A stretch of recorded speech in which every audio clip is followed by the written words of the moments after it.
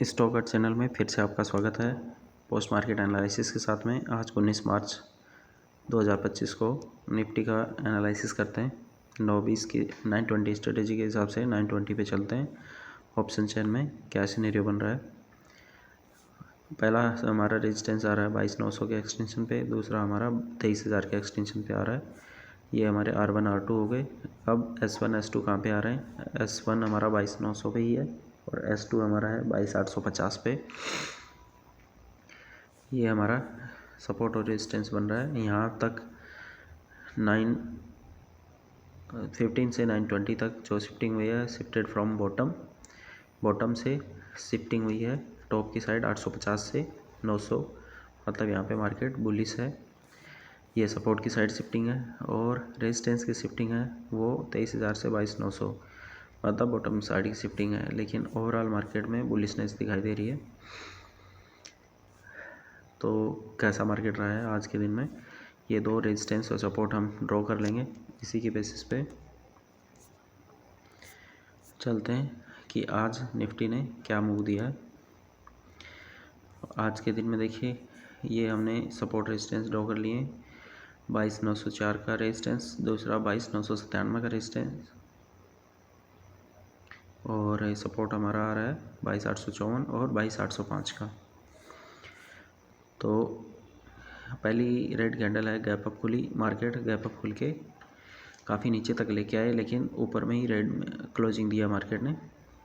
और अगली फिर कैंडल ने इसका 9:15 वाली कैंडल को बॉटम ब्रेक किया है और यहाँ से सपोर्ट 2 के आसपास में हमारी प्राइस आई है। तो 9:20 के बाद में 9:25 वाली कैंडल है, ये एग्जैक्ट आपके सपोर्ट 2 के आसपास से खुली है। और सपोर्ट 2 और रेजिस्टेंस 2 से हमारे जो भी ट्रेड्स एक्टिवेट होते हैं वो 70 to 90% एक्यूरेट होते हैं। इसलिए यहाँ से हम ट्रेड ले सकते थे। आज जो ट्रेड बन रहा था एक, वो 925 की कैंडल से बन रहा था, सपोर्ट 2 से बन रहा था। इसका फर्स्ट टारगेट होता सपोर्ट 1, सेकेंड टारगेट होता रेजिस्टेंस 1 और थर्ड टारगेट होता इसका रेजिस्टेंस 2।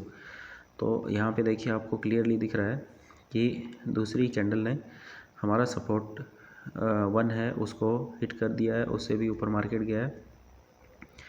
फिर थोड़ा सा रेसिस्ट हुआ है और वापस मार्केट रेसिस्ट हुआ है, लेकिन जो प्रीवियस कैंडल था हमारा, जिस पे एंट्री कैंडल था 925 वाला, उसके लो को ब्रेक नहीं किया है।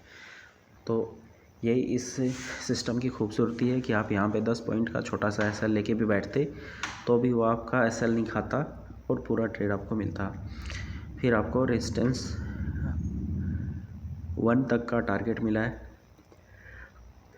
10:30 तक, 9:25 से 10:30 तक, मोस्टली 1 घंटे के भीतर आपको 2 टारगेट मिल गए। कहाँ से एंट्री हमारी बनती 22,807 से, और हमारा टारगेट हमें मिल रहा था 22,904 का।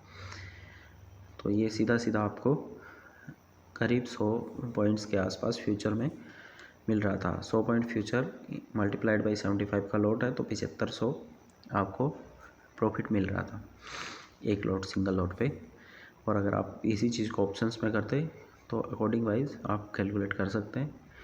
यहाँ से फिर मार्केट साइडवेज हो गया है 10:30 के बाद में, 12:30 तक मार्केट साइडवेज रहा है।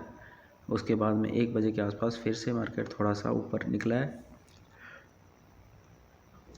और घूम के वापस रेजिस्टेंस 1 पे ही आ गया, इसी के आसपास क्लोज कर दिया।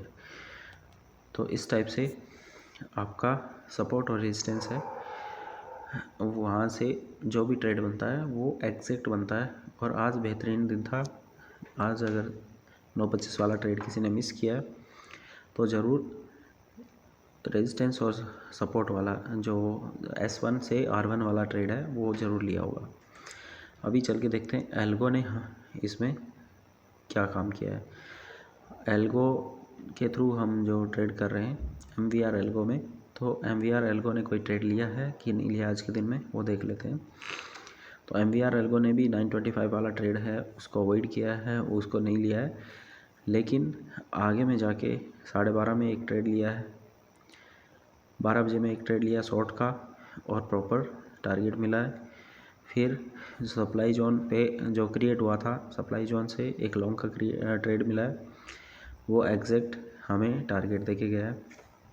उसके बाद ऊपर से फिर से 1 बजे के आसपास हमें शॉर्ट का ट्रेड मिला है और प्रॉपर शॉर्ट का ट्रेड हमें दिया है। फिर नीचे से फिर 1:30 बजे के आसपास, 1:15 के आसपास हमें लॉन्ग का फिर से ट्रेड मिला है और फिर छोटा छोटा 2 बजे 2:30 बजे के बाद 2, 2:15 के आसपास में शॉर्ट और लॉन्ग ट्रेड मिले। उसमें भी कुछ ना कुछ प्रॉफिट हुआ है, SL हिट नहीं हुआ है। अगेन फिर 3 बजे के आसपास शॉर्ट का ट्रेड कंटिन्यू हुआ है और प्रॉपर इसने भी टारगेट दिया हमें। लेकिन 3 बजे वाला हम 2 बजे के बाद वाले ट्रेड को अवॉइड करते हैं, इसलिए 2, 2:15, 2:30 और 3 वाले ट्रेड को अवॉइड करेंगे। तो एल्गो ने भी अच्छे ट्रेड बनाए हैं आज के दिन में। अब XAUUSD का देख लेते हैं। XAUUSD में चेंज इन OI है, उसके हिसाब से हम जो ट्रेड करते हैं, ये हमने डाटा लिए हैं रिसेंटली 9, 9:30 के आसपास के। तो सुबह से इसमें चेंज इन OI ने किस टाइप से चेंजेस दिए हैं ये आप क्लियरली देख सकते हैं। ये 10:30 और 11 के बीच में, 11 बजे के आसपास change in OI, put change in OI heavily grow हुई है और call change in OI down I है। तो यहाँ पे हमारा एक बाई का ट्रेड सेटअप बन रहा था।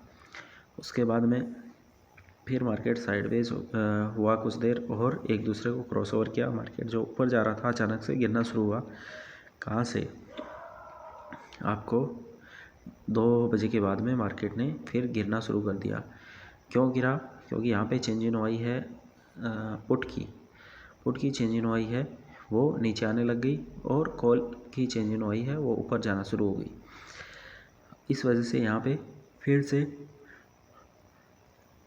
सेलिंग का ट्रेड एक्टिवेट हुआ था 2 बजे के 2, 2:15 के बीच में।